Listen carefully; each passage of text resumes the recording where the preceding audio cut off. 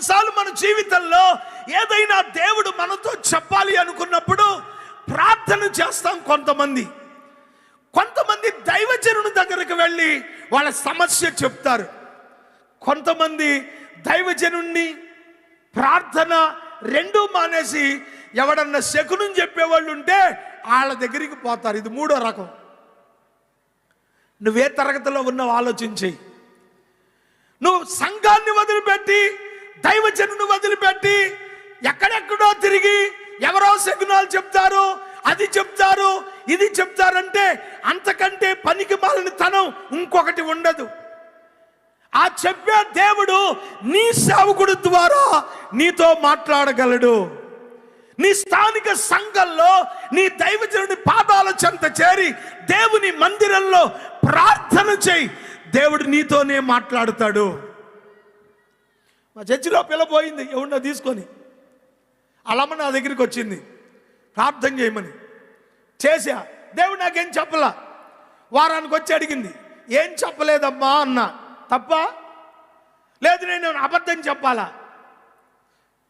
ప్రజలు ఏం కోరుకుంటున్నారంటే పాస్టర్ గారు రాగానే ప్రార్థన చేయగానే, అయ్యా నీకేమన్నా కనపడిందా అనగానే ఈ ఈశాన్యం వల్ల నల్లగా కనపడింది అంటే ఆడు గొప్ప పాస్టర్. నాకేం కనపడలేదన్నాడు అనుకో, ఈ పాదిరి గారితో దేవుడు మాట్లాడట్లేదు అనుకుంటారు. అంత సులువుగా ఆలోచిస్తున్నారు జనం. ఇది సేవకులు గ్రహించి ఉన్నాయి లేని అని చెప్పి మీ డబ్బాలు ఖాళీ చేసి వాళ్ళ జేబులు నింపుకుంటున్నారు. ఇంతకు మించేం జరగదు. ప్రియమైన దేవుని బిడ్డలారా, నేను చెప్పా నాతో ఏం చెప్పలేదని.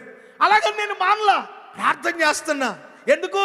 నా విశ్వాసి పోయింది కూడా నా దగ్గరే బాప్తిసం పొందింది, నేనే ఊరుకుంటాను. చేస్తున్నా. చర్చికి రావటం మానేసింది.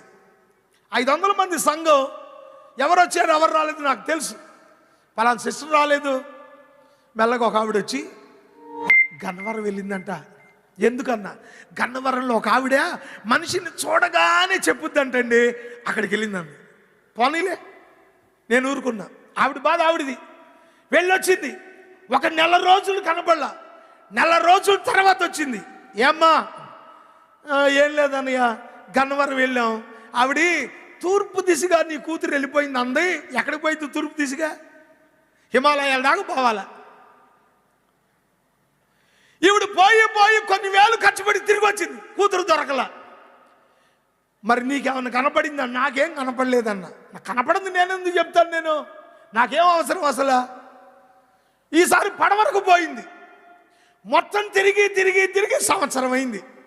నేను సంవత్సరం ప్రార్థన చేశా. నేను ఒక దేవుని సేవకుణ్ణి. ఇక్కడ నిలబడి మీకు ఆ మాటలు చెప్తున్నా. సంవత్సరం ప్రార్థన చేస్తాను, ప్రభువా నా ఆత్మీయ బిడ్డ, నేను బాప్తిసం ఇచ్చాను, నాకు ఆ బాధ ఉంది. తల్లిగా తనకుందా లేదో కానీ ఒక ఆత్మీయ తండ్రిగా నాకుంది. అసలు ఆ బిడ్డ ఎడిపోయిందో దేవుడు చూపించాడు ఒక రోజున. ఈలోపు ఆవిడికి ఫోన్ చేశా, వచ్చింది. అయ్యా అంది. దేవుడు చెప్పాడమ్మా అన్న. ఏం చెప్పాడయ్యా? నీ కూతురు ఇంకో కూతురుని ఎత్తుకొని వచ్చే మంగళవారం నీ ఇంటికి వస్తుంది అన్న. దేవుడు చెప్పాడు, అది చెప్పాడు. తోక తొక్కిన తాసుపావులాగా లెగిసింది నా మీద. నా కూతురు చెడిపోయింది అంటావా? ఎవరిని వేసుకుపోతే కనేసింది అంటావా?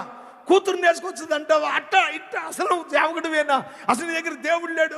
తిట్టుకుంటూ వెళ్ళిపోయింది రోడ్డు అమ్మట. పోనీలే, కడుపులో బాధ. తిట్టుకుందిలే. నేను కామ్గానే ఊరుకున్నా. నాకేం చూపించాడో అదే చెప్పా. ఖచ్చితంగా మంగళవారం కూతురు ఇంకో కూతురుని వేసుకొచ్చిందండి. నా కడుపు అప్పుడు చల్లారింది. అసలు ఎవరో చెప్పారంటే నీ కూతురు వస్తుంది సంకన వేసుకుని. ఒక దుప్పటి ఎత్తుకెళ్ళి ఏది వాడకట్టోళ్ళు చూస్తే నామరదాగా దుప్పటి ముసిగేసి ఇంటికి తీసుకొచ్చి ఇద్దరిని చెడబాది పరుగు నా దగ్గరికి వచ్చి మాట్లాడలేదు. రావటమే కాళ్ళ మీద పడిపోయింది. ఏంటిరా అన్నయ్య, నన్ను క్షమించన్నయ్య, ఆ దిక్కుమాలింది ఇంకో దిక్కుమాలింది తీసుకొచ్చింది అన్నయ్య. తీరా వెళ్ళి చూస్తే ఆ పుట్టిన దిక్కుమాలింది అచ్చం అమ్మమ్మలాగానే ఉంది. డిటో ప్రింట్ అనమాట. అసలు ఏం చెబుతా? మళ్ళీ పోయి నా ఆత్మీయ బిడ్డగా పుట్టినదాన్ని పక్కన పెట్టి కన్నదాన్ని నా బిడ్డగా 4 దేవుడి మాటలు చెప్పి నీ బతుకు పాడు చేసుకున్నావు. సరే, నేనుగా ఒక ఆత్మీయ తండ్రిగా చెప్పేది ఒకటే, నిన్ను బాగు చేయగలిగినోడు దేవుడు తప్ప ప్రపంచంలో ఎవడు లేడు. బాగవు. దేవుడి దగ్గర కూర్చుని ఏడు అని చెప్పి 4 మాటలు చెప్పి ప్రార్థన చేసి వచ్చేసా. ప్రియమైన దేవుని బిడ్డలకి తర్వాత సంగతి ఇప్పుడు అక్కర్లే, ఇప్పుడు వరకు చెప్తాను. ఎందుకు చెప్పానంటే ఇది దేవుడు చెప్తాడు, దేవుడు మాట్లాడతాడు.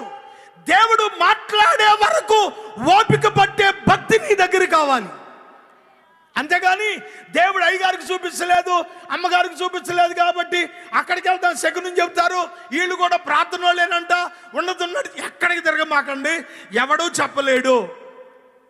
దేవుడు నీ సంఘంలో నీ సేవకుని ద్వారా, లేక నీ ఆత్మీయ తల్లి ద్వారా, లేక నీతోనే దేవుడు మాట్లాడతాడు. నువ్వు చేయగలిగింది ఏంటంటే దేవుని పాదాల దగ్గర కూర్చుని నా పరిస్థితి ఏంటి అని ప్రార్థన చేయడం మొదలుపెట్టు.